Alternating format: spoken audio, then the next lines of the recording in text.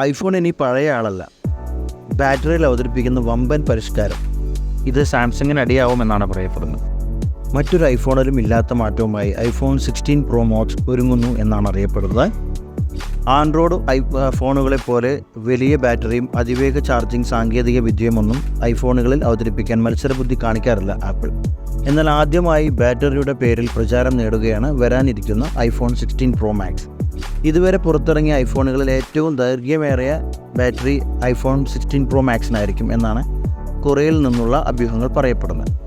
IPhone 16 Proയുടെ വലുപ്പം 6.1 നിന്ന് 6.3 ആയി ഉയരും.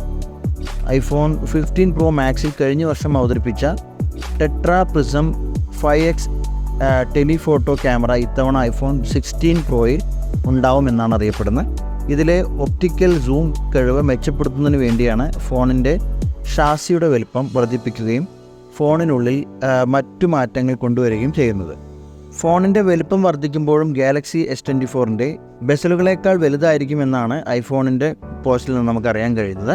ഐഫോൺ 16 Proയുടെ ബാറ്ററിയിൽ മാറ്റങ്ങൾ ഉണ്ടാവില്ല. എന്നാൽ ഐഫോൺ 16 Proയുടെ മിക്ക അനുബന്ധ ഭാഗങ്ങളുടെയും ബാറ്ററി ഉപയോഗം കൂടുതൽ കാര്യക്ഷമമാവുമെന്നും മെച്ചപ്പെടുമെന്നും പോസ്റ്റിൽ നമുക്ക് പറയപ്പെടുന്നുണ്ട്. ഇതിനൊപ്പമാണ് ഐഫോൺ 16 Pro Max ബാറ്ററി ഇതുവരെ ഐഫോണുകളേക്കാൾ വാഗ്ദാനം ചെയ്ത ഏറ്റവും ദൈർഘ്യമേറിയ ബാറ്ററി ആയിരിക്കുമെന്നാണ് പറയപ്പെടുന്നത്. ഐഫോൺ 15 Pro Maxൽ പരമാവധി 29 മണിക്കൂർ ബാറ്ററി ലൈഫ് ലഭിക്കുന്നുണ്ടെന്നാണ് കണക്കുകൾ പറയപ്പെടുന്നത്.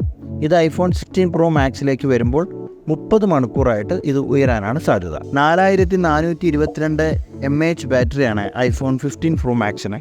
ഇത് ഐഫോൺ 16 Pro Maxനാവുമ്പോൾ 4676 mAh ആയിരിക്കും. ഇത് ചെറിയൊരു മാറ്റമാണെങ്കിലും ഫോണിൻ്റെ ബാറ്ററി ഉപഭോഗം പരിഷ്കരിക്കുന്നതിന് വഴി ബാറ്ററി ചാർജ് കൂടുതൽ സമയം ലാഭിക്കാനാവും.